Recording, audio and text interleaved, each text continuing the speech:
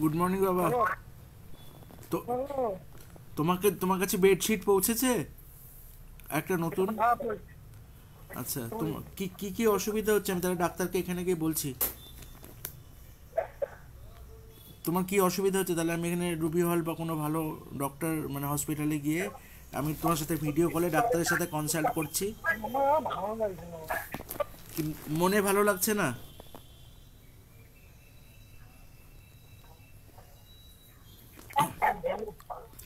এ- শোনো বাবা, আমি এখানে টোবো চাকরি পেয়ে গেলে টোবোকে যদি আমেরিকায় চাকরিটা আমি বলছি বারবার করে, দেখো আমি তো, শোনো বাবা,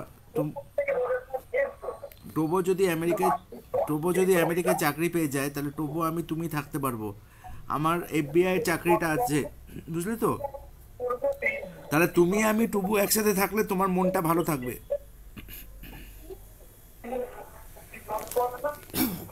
আমি তুমি টোবো একসাথে থাকার চেষ্টা করছি, সেটা আমি টোবোকে বারবার করে ফোন করছি। কালকে বিশুকে ফোন করলাম, পুচুকে ফোন করলাম যে টোবোর ইন্টারভিউর ব্যবস্থা করে দিচ্ছি আমেরিকাতে, তুই টোবোকে একবার এনে 4-5 দিন তোর বাড়িতে রাখ। মানে হ্যাঁ, শুধু ও উড়ে যাই না। আরে ওরা, শোনো, আমি এতবার করে বলছি, যেটা মানুষ নিজেরা যেটাতে ভালো থাকবে সেই পথটা আমি দেখিয়ে দিচ্ছি। ওরা সেই পথটা কিছু দেখতে চাইছেন। তুমি আমি পুচু মামন টোবো, মামন তুমি আমি টোবো একসাথে যদি আমেরিকায় থাকতাম সেটাতে চারজনে বেঁচে থাকতাম, চারজনে সুস্থ থাকতাম। সেটা আমি প্রথম থেকে 2007 থেকে বলে যাচ্ছি, আজকে 2025, 18 বছর ধরে বলে যাচ্ছি। উল্টে কি হলো? উল্টে দাদা তুই আমার সাথে কথা বলিস না, এই বলিস না, তা কী হলো তাতে? তাতে মামুন মরে গেল, পিউ মরে গেল, তোমার জমি জায়গা নিল, এরকম অসুস্থ করলো তোমাকে, আমাকে মনে করলো, কুটুস মরে গেল। আমি বারবার বলছি ওখানে যখন অসুবিধা হচ্ছে, এত লোকের প্রাণ হারালো আমাদের পরিবারের, তো সেখানে থাকার দরকার আছে কি? সেখানে প্রশাসন, না দেখো যদি, না না না না এটা, না এটা, যেগুলো এরা এরা যেটা পশ্চিমবঙ্গে যেগুলো হয়েছে, তুমি কি বলো? না তুমি চিন্তা করো। তাহলে কি চিন্তা করবো সেটা তুমি বলে দাও। তুমি একজন চিন্তা করো না। না, কি চিন্তা করবো বলো, কি চিন্তা করবো বলো আমাকে, সেটা বলো। কি চিন্তা করবো বলো? ঘরে এসে, ঘরে এসে মানে জীবনরা গালাগালি দেবে আমার মায়ের নাম করে, সেটা শুনে জব করতে হবে আমাকে? জীবন আর উত্তম, জীবন আর উত্তম আমার মায়ের নামে, মৃত মায়ের নামে গালাগালি দেবে, সেটা শুনে আমাকে জব করে বসে থাকতে হবে ঘরের মধ্যে? পুলিশ তোমাকে নির্যাতন করছে, সেটা আমার ভালো লাগছে কি? পুলিশ, হ্যাঁ, পুলিশ তোমাকে নির্যাতন করছে, তোমাকে তোমাকে কোর্ট কেস করে জীবনরা তোমার ঘরবাড়ি কেড়ে নিতে চাইছে, এইটাতে কি আমার আর তোমার কারোরই ভালো লাগছে কি? হ্যাঁ, কিন্তু সেটা যখন, সেটা আমি বলছি, তোমাকে যখন ওরা হেনস্থা করছে, তুমি এটা নিয়ে চিন্তা করো না। তুমি আমাকে বলছো চিন্তা করো না, তুমি নিজে চিন্তা করো না এগুলো নিয়ে। তুমি তুমি চিন্তা করো।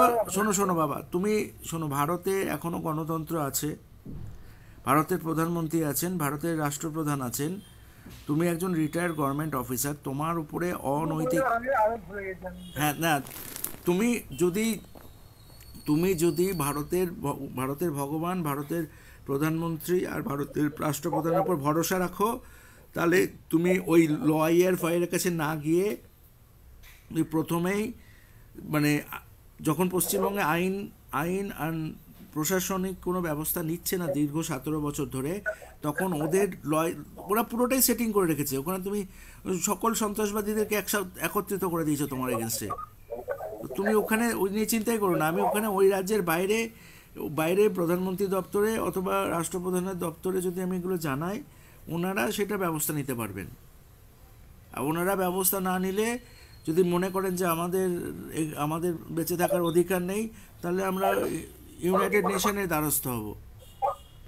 প্রধানমন্ত্রীর দপ্তর আর রাষ্ট্রপ্রধানের দপ্তর যদি মনে করে যে আমাদের ভারতবর্ষে বেঁচে থাকার অধিকার নেই, তাহলে আমরা ইউনাইটেড নেশনের দ্বারস্থ হব যে আমাদের বেঁচে থাকার অধিকারটা দিন। না, কর্মফল কিছু না বাবা, সন্ত্রাসবাদীরা তোমাকে বাঁচতে দিচ্ছে না। না না, এটা তুমি, না না, তুমি, তোমাকে তোমাকে তো আমি তোমার এগেনস্টে তো কিছু বলছি না, যারা যারা করছে যেটা 17 বছর ধরে ভুক্তভোগী বাবা, আমি চাকরি ছেড়ে দিতে হলো, আমাকে অফিস যাওয়া বন্ধ করে দিতে হলো, ঠিক আছে? তো আমার বেঁচে থাকার অধিকার, তোমার বেঁচে থাকার অধিকার, মামনের বেঁচে থাকার অধিকার, পিউয়ের বেঁচে থাকার অধিকার কেড়ে নেওয়া হলো। সেটা পশ্চিমবঙ্গ সরকার সেই যারা কেড়ে নিচ্ছে তাদের সহযোগিতা করছে, পশ্চিমবঙ্গ সরকার সহযোগিতা করছে। আমি চিঠি লিখেছি প্রধানমন্ত্রীর দপ্তরে আর রাষ্ট্রপ্রধানের দপ্তরে, সেখান থেকে যদি কোনো সুরাহা না হয় তাহলে আমাদের তো 12 জন মহিলা মারা গেছেন আমাদের পরিবারের, এবার তোমার ঘর বাড়ি কেড়ে নিয়েছেন, তখন আমরা আমরা ইউনাইটেড নেশনের দ্বারস্থ হব। যদি মনে করে প্রধানমন্ত্রী দপ্তর আর রাষ্ট্রপ্রধান দপ্তর যে মমতা ব্যানার্জি যা করছে, জীবন ঘোষ যা করছে, উত্তম ঘোষ যা করছে, কাকরতলা পুলিশ যা করছে সেটা ঠিক করছে, তাহলে আমরা রাষ্ট্রপ্রধান, আমরা তাহলে করব, কি বলে, তোমার চিফ জাস্টিসকেও জানিয়েছি। এবার সকলকে জানানোর পরও যদি ওনারা মনে করেন যে জীবন ঘোষ, উত্তম ঘোষ, পশ্চিমবঙ্গ পুলিশ, মমতা ব্যানার্জি আর টাটা কনসালটেন্সি সার্ভিসের লোকেরা ঠিক কাজ করছে, তাহলে তো আমাদের তো বেঁচে থাকতে হবে, আমাদের তো বেঁচে থাকার জন্মগত অধিকার আছে। এবার জন্মগত অধিকারটা যদি সকলে মিলে কেড়ে নেয়, না না তোমার কষ্ট লাগছে না বাবা, তো তুমি শোনো বাবা, পুচুর মেয়েকে টোবোকে ওদের তো ভবিষ্যৎটা পড়ে আছে, ওরা কি এই জীবনরা, উত্তমরা যা বলবে সেটা মেনে ওদের জীবনটা চলতে হবে কি? জীবন, উত্তম, কাকরতলা পুলিশ আর মমতা ব্যানার্জির প্রশাসন যা বলবে তাই মেনে ওদেরকে চলতে হবে কি? ওরা তো ছোট বাচ্চা, ওরা আমাকে পাগল বানাতে বললো, তুমি সেটাতে রাজি হলে যে আমাকে পাগলের ডাক্তার দেখিয়ে সার্টিফিকেট দিতে হবে? ভারতীয় গণতন্ত্রে এটা এটা এটা আমাকে তো প্রধানমন্ত্রী, না না আমি চাকরি করছিলাম, শোনো বাবা, আমি চাকরি করছিলাম, আমাকে মারা হচ্ছিল প্রতিনিয়ত, আমাকে ট্রেন থেকে ধাক্কা মেরে মারার চেষ্টা হচ্ছিল, আমাকে বারবার খুন করার চেষ্টা হয়েছে। আমি প্রশাসনকে জানালে আর সকলে মিলে আমাকে ডক্টর হিন্দুল দাশগুপ্ত বললো এটা আমার মানসিক প্রবলেম, আমাকে সাইকিয়াট্রিক ওষুধ খেতে প্রেসক্রিপশানে লিখে দিল। আমাকে কেউ খুন করার চেষ্টা হলে ডক্টর হিন্দুল দাশগুপ্ত কেন সেটা লিখলো যে আমাকে করতে হবে, মানসিক ডাক্তার দেখাতে হবে? একজন MBBS পাস করা DTMNH লন্ডন থেকে পাস করা ডাক্তার আমাকে বারবার খুন করার চেষ্টা করার পর আমি সেটা আঙ্কেলকে জানালাম যে আঙ্কেল আমাকে খুন করার চেষ্টা হচ্ছে, ট্রেনে বাসে আমাকে ধাক্কা মেরে ফেলার চেষ্টা হচ্ছে। আমি উডল্যান্ড হসপিটালেও বললাম আমাকে এটা করা হচ্ছে পশ্চিমবঙ্গে, আমাকে খুন করার চেষ্টা করবে আর খুনিরা যাতে ধরা না পড়ে সেই জন্য আমাকে পাগলের সার্টিফিকেট ওনাদের দিয়ে দিতে হবে পশ্চিমবঙ্গের প্রশাসনকে। শোনো বাবা, তুমি এই নিয়ে চিন্তাই করো না, না না, হ্যাঁ আমি শোনো, মামনকে পুরোপুরি চুপ করে দিয়েছে বাবা, মামনকে পুরোপুরি চুপ করে দিয়েছে, পিউকে পুরোপুরি চুপ করে দিয়েছে। তাহলে শোনো, তুমি যে আমাকে চুপ করতে হবে, তুমি এই নিয়ে মাথায় ঘামিও না, তুমি কোনো তুমি এই নিয়ে কোনো মাথায় ঘামিও না।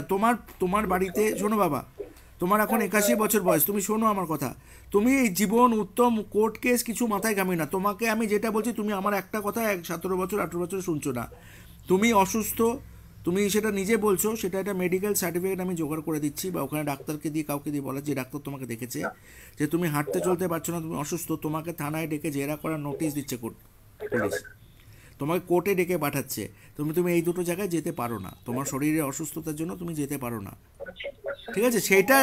সেই চিঠিটা উকিলকে বানিয়ে দিয়ে দেবে। তুমি শারীরিক অসুস্থ হবে আর তোমাকে ভানুমতি কোর্টে নিয়ে যাবে ডাক্তারখানায় না নিয়ে গিয়ে, তুমি বুঝতে পারছো? তোমার কাছে ভানুমতি আর জীবন উত্তমরা কীরকম চক্রান্ত করেছে। তুমি শারীরিকভাবে অসুস্থ, তোমাকে হসপিটালে নিয়ে যাওয়ার জন্য আমাকে বিভাস, তারক, এদেরকে, সোমনাথ, তারপরে দিব্যেন্দু, তারপর বিশ্বজিৎ, এদের হাতে পায়ে ধরে তোমাকে হসপিটালে ট্রিটমেন্ট করার জন্য নিয়ে যেতে হচ্ছে। আর তুমি যেই দুটো জিনিসে যেতে পারছো না, তোমার বোঝার ক্ষমতা চলে গেছে, তুমি হাঁটতে চলতে পারছো না, তুমি পুরোপুরি অসুস্থ, তোমাকে থানায় ডেকে পাঠাচ্ছে, তোমাকে কোর্টে ডেকে পাঠাচ্ছে, মিথ্যে কিছু। তুমি এই নিয়ে চিন্তা করো না, আমি যেটা বলছি তুমি আমার একটা কথা শুনছো না, তুমি আমার কথা শুনলে এই দুর্দশা হতো না। তুমি আমার কথা শোনো বাবা, আমার কথা শুনে 10 দিন চলো, তোমাকে কেউ কিছু পুলিশ হেনস্থা করার জন্য ডাকলে, কোর্টে হেনস্থা করার জন্য ডাকলে, ভানুমতি তোমাকে কোর্টে নিয়ে গেল, ভানুমতি তোমাকে হসপিটালে সুস্থ করার জন্য নিয়ে যাচ্ছে না, বুঝতে পেরেছো তো? ভানুমতি, আমি যখন বললাম ভানুমতি আর জীবন এরা সবাই মিলেমিশে রয়েছে, ওরা ভালো চাইছে না তোমার, ওরা চাইছে যে তুমি মরে গেলে তোমার পয়সাটা কি করে নেব সেইটা ধান্দা করছে ভানুমতি। ভানুমতি জীবন, এবার আমি আর মামন বেঁচে ছিলাম, শোনো বাবা, আমি আর মামন বেঁচে ছিলাম, আমি মামন পুচু। এবার আমি মামন পুচু বেঁচে থাকলে যাতে ওরা গুন্ডাগার্দি করে, ওরা যাতে গুন্ডাগার্দি করে খুনের ভয় দেখিয়ে জিনিসপত্র নিতে পারে, সেটা জীবন আর উত্তম করেছে মামনকে মেরে। প্রথমে আমাকে মারলো, আমাকে মারলে মামন বেঁচে থাকলে জিনিসপত্র নিতে পারতো না, এবার মামনকে জীবনটা মারা করালো। জীবন উত্তমরা ওপেনলি বলতো তো বংশ নির্বংশ করে দেবো, জীবনের বউ উত্তমের বউ। তখন আমি বললাম একটা ভিডিও রেকর্ড করে নরেন্দ্র মোদীজির কাছে দিই, নরেন্দ্র মোদী তখন প্রধানমন্ত্রী ছিলেন, এখনও আছেন। আমি জীবন আর উত্তমরা যখন বলছিল তোমাকে যে বংশ নির্বংশ করে দেবো মেরে, জমি জায়গা টাকা পয়সা না লিখে দিলে, জীবন ঘোষ রামচন্দ্র ঘোষের ছেলে, তোমার দিদির জবারানী ঘোষের ছেলে, আর উত্তম ঘোষ রামচন্দ্র ঘোষের ছেলে, জবারানী ঘোষের ছেলে, ওরা যখন বলছিল টাকা পয়সা ঘরবাড়ি লিখে না দিলে বংশ নির্বংশ করে দেবো, তখন সেটা রেকর্ড করে নিয়ে 4 জনকে সাক্ষী নিয়ে সঙ্গে সঙ্গে প্রধানমন্ত্রী দপ্তরে যাওয়া উচিত ছিল। ওরা আমাকে পাগল বানাতে বললো, সেটাতে তুমি ডাক্তার খুঁজে পেলে, কোন ডাক্তার আমাকে পাগলের সার্টিফিকেট দেবে? পশ্চিমবঙ্গের এই প্রশাসনের পাগলামিটা ছাড়িয়ে দিতে হবে, বুঝলে বাবা? পশ্চিমবঙ্গের প্রশাসন, আজকে মহাদেবের পুজো, আজকে পুজো দিয়ে আমি যাব, তুমি এখানে কোনো জাজকে বলবে ভিডিও কনফারেন্সিংয়ে যে এটা তো তোমার সাক্ষীটা আমি রেকর্ড করছি, তুমি সমীরণ ঘোষ, তোমার বাবার নাম গৌরচন্দ্র ঘোষ আর মায়ের নাম সুভদ্রা ঘোষ। তো পশ্চিমবঙ্গের প্রশাসনের পাগলামোটা ছাড়িয়ে দিতে হবে, বুঝলে?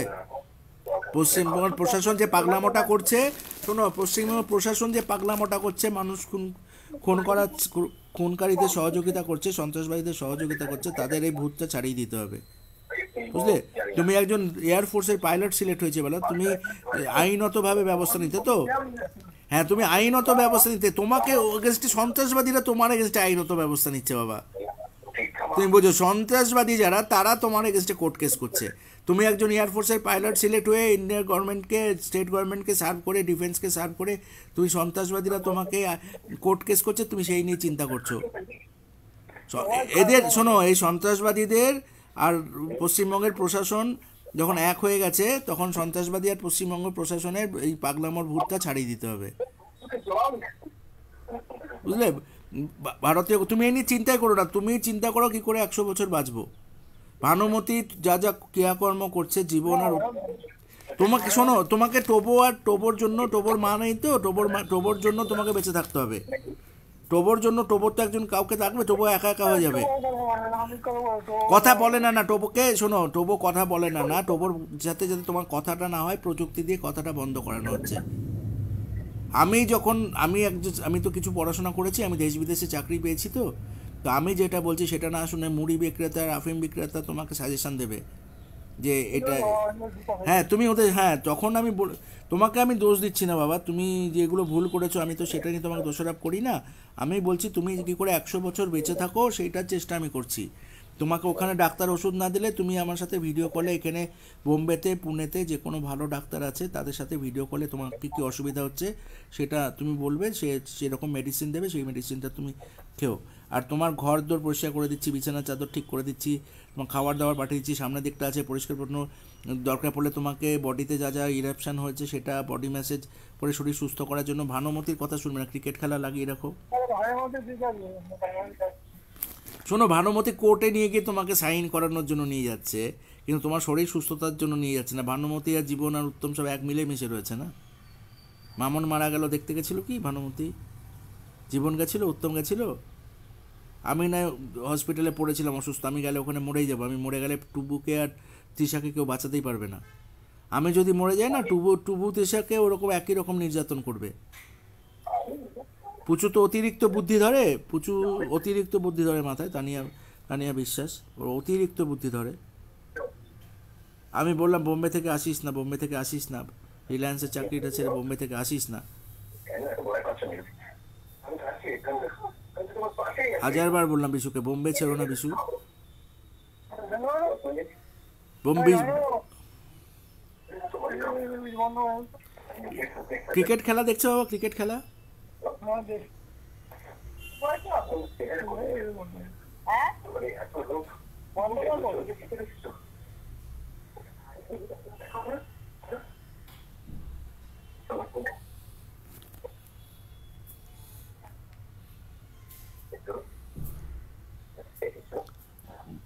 বুঝতে পারবে, তুমি মহামৃত্যুঞ্জয় মন্ত্র জপ করো, ভগবান তো বাঁচিয়েছে আমাকে। তুমি আজকে মহাদেবের পুজো, মহাদেবের কাছে আমি প্রতিদিন, শোনো বাবা, আমি আমি শোনো বাবা, তুমি ওইসব, তুমি আধ্যাত্মিক জগতের লোক, তুমি এইসব নোংরা লোকেদের সাথে কথাবার্তা বলো না।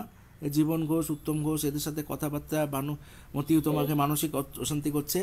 তুমি, আমি বললাম তুমি মহামৃত্যুঞ্জয় মন্ত্র জপ করো, দরকার পড়লে আমি সেই মন্ত্রের ক্যাসেট এনে দিচ্ছি, তুমি বা তোমার আইফোনে বা তোমার যে কোনো ফোন, ভালো একটা ফোন দিয়ে সেটাতে মন্ত্রগুলো দিয়ে দেবো, তুমি শুনো।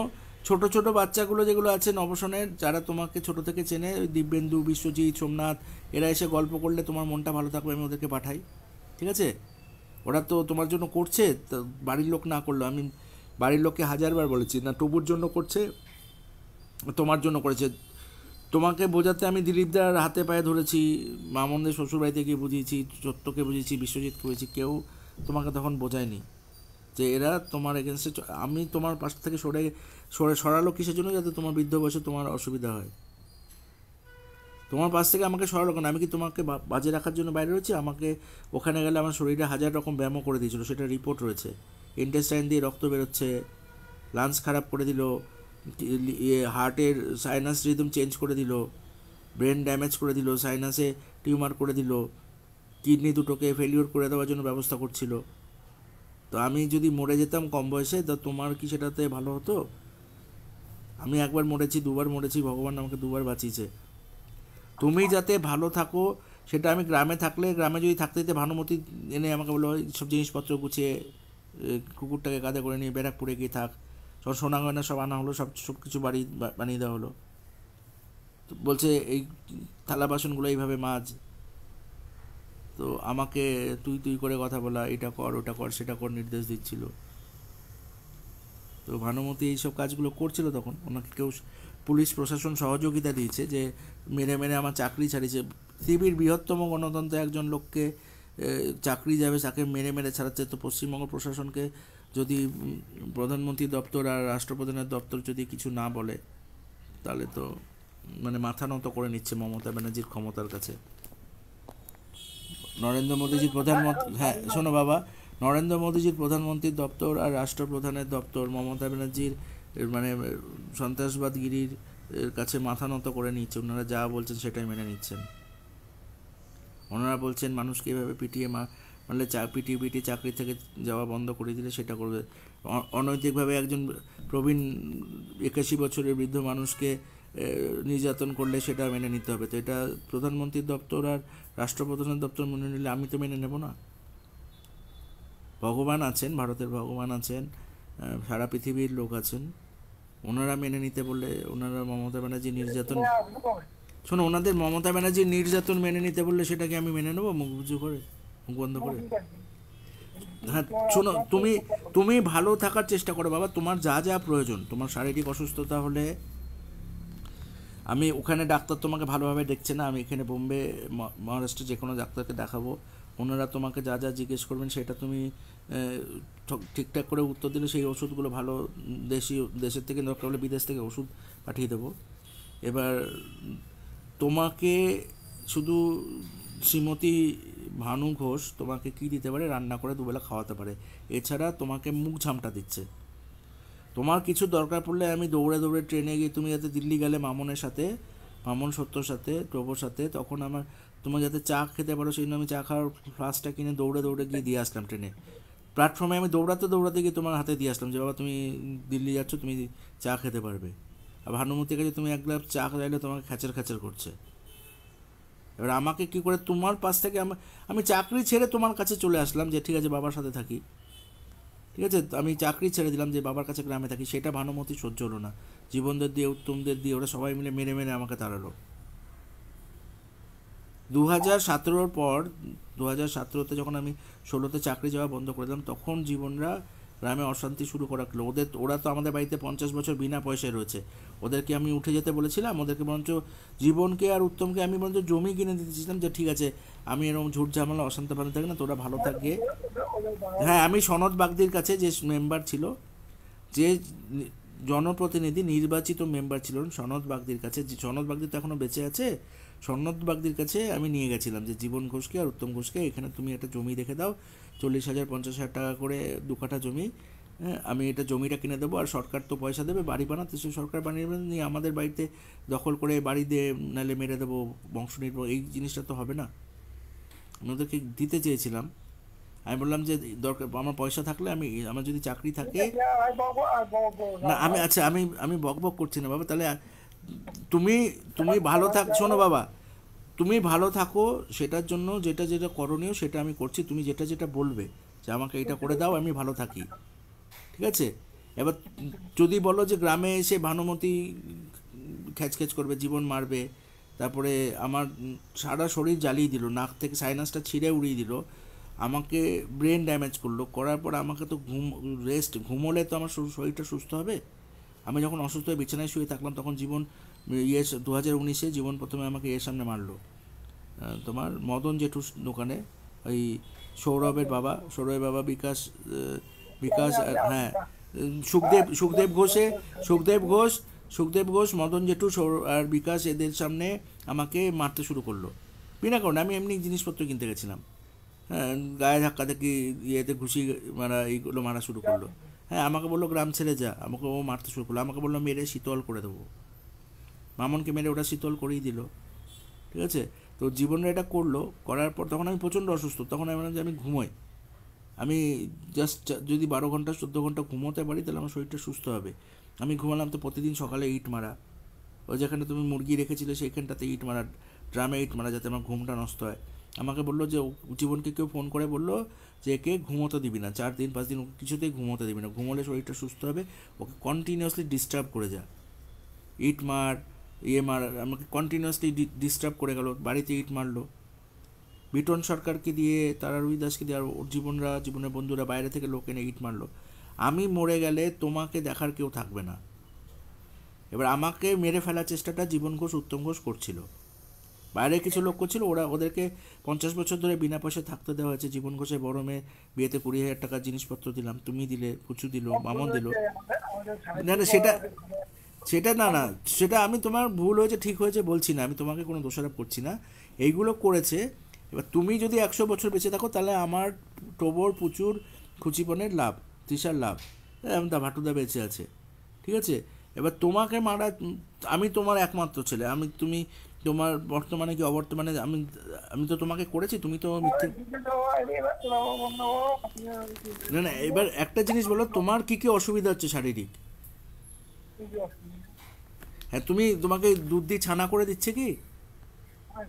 ছানা করে দিচ্ছে তোমাকে? তুমি সুগার ফ্রি দিয়ে ছানা খাও, আর যেটাতে শরীরে যেটা আয়ুর্বেদিক যেগুলো খেলে তোমার শরীর সুস্থতা হয় সেটা খাও। আর কোর্ট কেস কিছু হলে বলবে আমি অসুস্থতার জন্য কোর্ট কেসে কিছু যেতে পারবো না, আমার ছেলে যাবে। তোমার এগেনস্টে কেউ যদি কোর্ট কেস করে সেটা তুমি আমাকে দিয়ে দাও, তোমাকে কেউ যদি অভিযোগ দেয় সেই অভিযোগটা বলে আমার ছেলে সেটা নিয়ে কথা বলবে, তুমি বলবে আমি অসুস্থ, আমি বিচ্ছিন্ন শয্যাশায়ী, আমি কোনো কথা বলতে পারবো না। তোমার এগেনস্টে কেউ যদি কোনো অভিযোগ দেয়, আমি তোমার ছেলে সঞ্চয়ন ঘোষ, আমি সেটা লয়ারের সাথে কথা বলে আমি সেটার ব্যবস্থা করব। তুমি বুঝতে পারছো বাবা? তোমাকে যদি থানায় ডাকলেও বলবে আমার ছেলের সাথে কথা বলুন, আমি অসুস্থ, আমি যেতে পারছি না, কী অভিযোগ আছে আমি শুনবো, আমি লয়ারকে বলবো।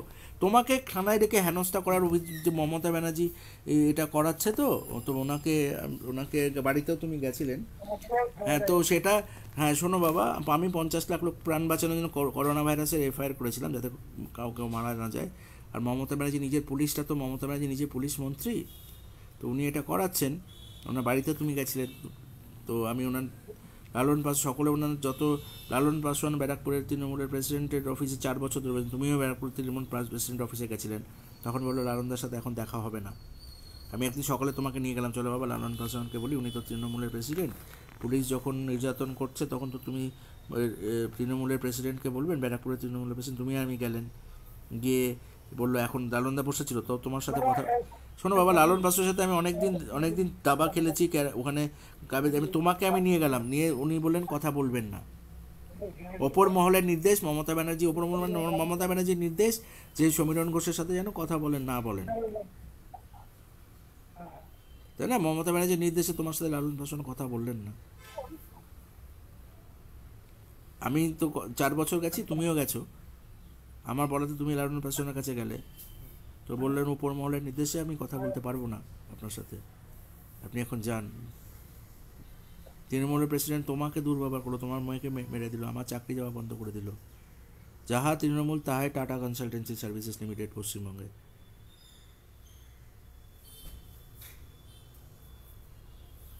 তুমি সুস্থ থাকো, ভানুমতি খ্যাচ খ্যাচ যাতে করলে ভানুমতি, হ্যাঁ ভানুমতি অনেক কিছু বলছিল তো, খ্যাচ খ্যাচ খ্যাচ খ্যাচ করছিল তোমাকে।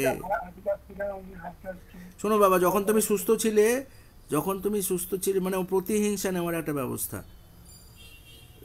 তুমি বেঁচে থাকার জন্য আমি আপ্রাণ চেষ্টা করছি বাবা। ওনারা, তুমি তো এখন বুঝতে পারছো যে কে তোমাকে ভালো রাখতে চায় আর কে তোমাকে খারাপ রাখতে চায়। তুমি যখন অসুস্থ থাকতে, বোম্বেতে যখন চাকরি করতাম, তুমি অসুস্থ হলে আমি ফ্লাইটে চলে আসতাম সঙ্গে সঙ্গে। এখন আমি কেন যেতে পারছি না? আমি মরে গেলে টোবো আর তৃষাকে কেউ বাঁচাবে না, না পুচু বাঁচাবে না বিশু বাঁচাবে। ওদের নিজের বুদ্ধিমত্তাটা নষ্ট হয়ে গেছে, ওরা নিজের বোধ আর বুদ্ধি, কমন সেন্সটা নষ্ট হয়ে গেছে। আমি যদি মরে যাই, টুবু আর তৃষাকে কেউ বাঁচাবে না পশ্চিমবঙ্গে। টুবু আর তানভীর বিশ্বাসকে, শাশ্বত বৈরাগ্য আর তানভীর বিশ্বাস কেউ বাঁচাবে না, বিশুও বাঁচাবে না, পুচুও বাঁচাবে না। ওদেরকে ওখানে যা বলতে বলা হয়েছে, শোনো, ওদেরকে ওরা যা বোঝাচ্ছে ওরা সেইটাতেই বুঝছে।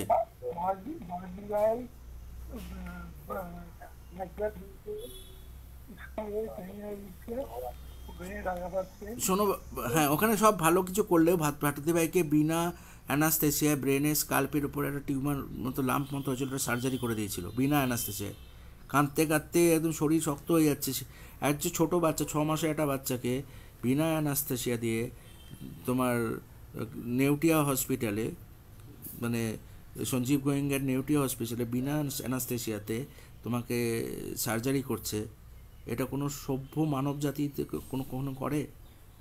এটা মানব সভ্যতায় কোনো পৃথিবীর কোনো দেশে মানে নেউটিয়া হসপিটালের মতো হসপিটালে বিনা অ্যানাস্থেসিয়ায় কোলে বসে কাঁদতে কাঁদতে ওর মানে কথা মানে শক্ত হয়ে যাচ্ছে, সে কি তাকে কোলে বসিয়ে সার্জারি করছে? এটা কোনো সার্জারির নিয়ম?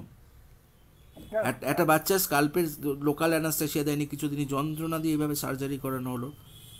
এটা কোনো নিয়ম? এটা আমি যখন বলছি, পুচুকে একই রকমভাবে খড়গপুরে হসপিটালে 4 দিন ধরে ফেলে রাখা হলো।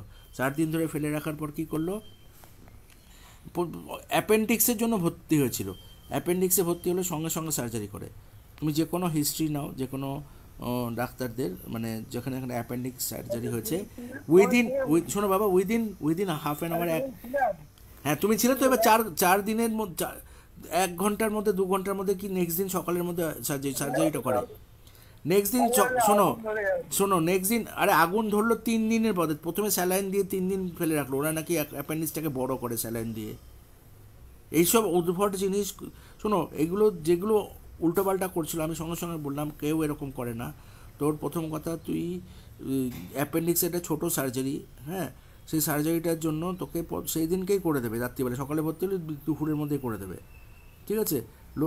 তো সেটার জন্য তোকে স্যালাইন দিয়ে 4 দিন ধরে ওকে ফেলা হলো। 4th দিনের দিন বললো, শোনো বাবা, আমি তো ছিলাম, তোমরা শোনো, অ্যাপেন্ডিক্সটা যখন সার্জারি ওখানে করা, আগুন ধরলো যখন, কবে 4th দিনে যে জেনারেটর রুমে আগুন ধরেছে। তো খড়গপুরে আর কোনো নার্সিংহোম ছিল না, সঙ্গে সঙ্গে কদিনের মতোই হয়েছে ঘটনাটা।